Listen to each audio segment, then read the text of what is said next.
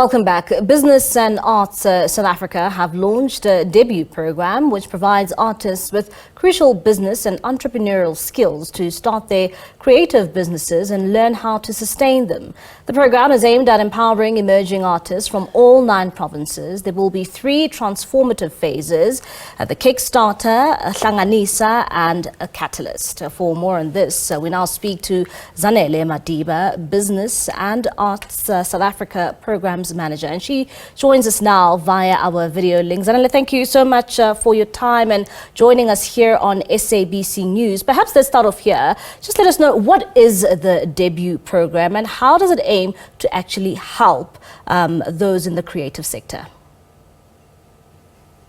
Thank you, Mbali. So the debut program is actually a joint initiative between the Department of Sport, Arts and Culture and Business and Arts South Africa. So what it does is actually it provides a platform where emerging young artists from rural and peri-urban areas can actually launch their creative ideas. So we actually provide them with business skills like marketing, how to do your business plan, financial management, how to pitch your business, so that they can actually not only develop their talent, but actually become very sustainable and resourceful creative entrepreneurs who can actually be profitable within their businesses. And why those specifically living in rural community and peri-urban areas when it comes to you targeting them for these skills? So artists usually on the margins, like people who are outside of the cities, are usually excluded and they're not too competitive when it comes to actually being in the creative industry and being on par with their fellow artists. So we wanted to actually address the inequalities, but also bring them to the center so that they can actually be competitive with their peers. And why do you believe initiatives like this are crucial, and how do they contribute to the betterment of various communities across our country?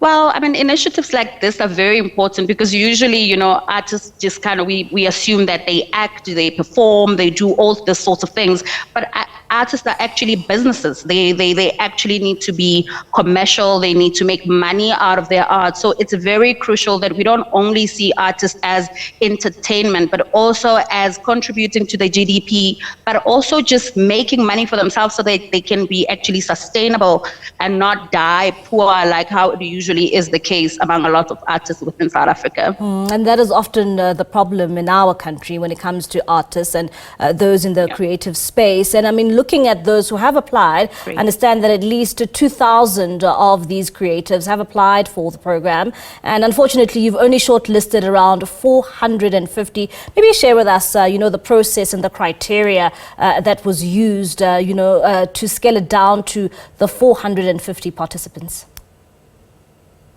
Yes. So we actually received about 2,140 applications from all the 9 provinces. And then we had external and internal adjudicators go through the application and actually select the top 450. So we were looking at young emerging artists who are between the ages of 18 and 35, who had a creative idea that they wanted to launch or an existing one that they actually wanted to pivot, so that we can actually help them. We wanted people who knew about the program or who could now know about the program, but actually be part of that. And actually what the artists were doing, they were sending a 1-minute WhatsApp video to tell us who they are, what their creative idea was, and why they actually wanted to be part of the program. So at the moment, we have 440 artists who are now part of the program since last week, Monday. And when it comes to the support that will be given to participants who do not move on to the next phase of this program, what will they receive from BASA and the Department of Sports and Arts and Culture? So we actually believe that no artist should be left behind. So none of the participants, although they won't always be moving to the next phase, is that they'll still be invited to mentorship programs, to actually our event and some of our funding calls, because we actually want to create a long-lasting relationship with them. So we're not going to leave them once they not move to the next phase. So they'll still have access to some of the opportunities that are available from the participants who'll be moving to the next phase. And also looking at some of the success stories from this program, you know, when it comes to previous participants of the program, maybe share with us where are they now, and you know, how have their lives changed?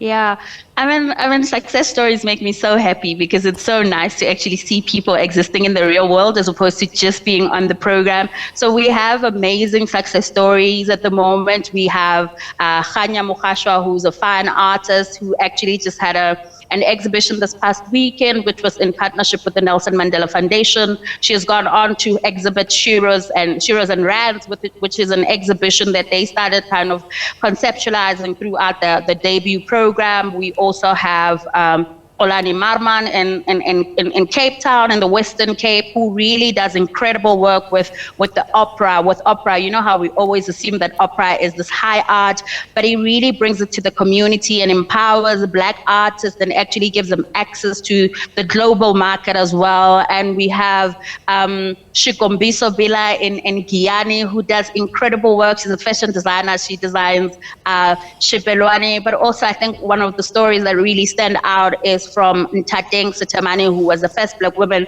to exhibit at the Hugh Axton Photographic Museum in Polokwane. So that's really incredible that we can actually see some of the debut participants really being active within the creative industry. I mean, I'm also thinking about Africa Ngubani, who's now part of our provincial liaisons for this debut 3 liaisons, who really put on this amazing poetry mentorship where he's just mentoring poets from across the country, and they were part of a slam last year, December.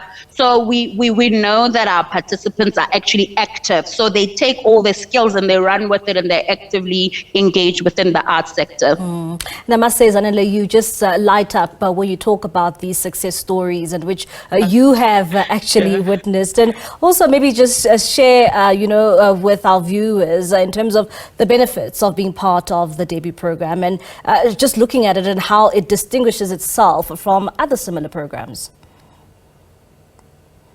Yeah, so the debut program, similar programs would essentially be about just giving grants, because essentially you're wanting to empower this creative and young emerging artists.